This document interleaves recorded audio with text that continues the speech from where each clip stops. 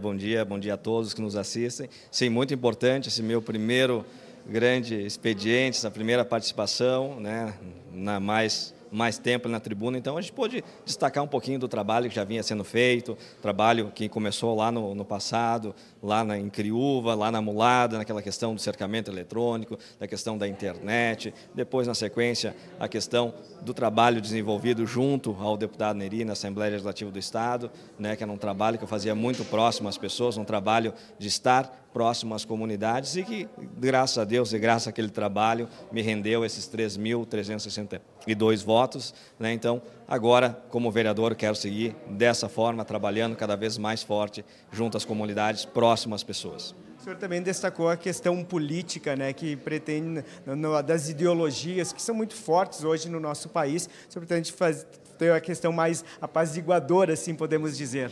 Com certeza, eu penso, né, que nós estamos aqui, claro, cada um com o seu partido, cada um com a sua cor, cada um com a sua bandeira, mas no momento que nós viramos vereador, nós temos que trabalhar para toda a comunidade. Se nós ficarmos discutindo ideologias partidárias, cores partidárias, nós acabamos se perdendo daquilo que fomos eleitos para fazer. Então, eu prefiro não entrar nessa discussão, tenho meu partido, respeito a todos que têm as suas ideologias, seus partidos, mas o meu trabalho vai ser voltado exclusivamente às pessoas. Eu serei um vereador, não um vereador de gabinete, eu serei um vereador de rua, trabalhando forte para atender e ajudar as nossas comunidades. Vereador, obrigado pela participação, um bom trabalho.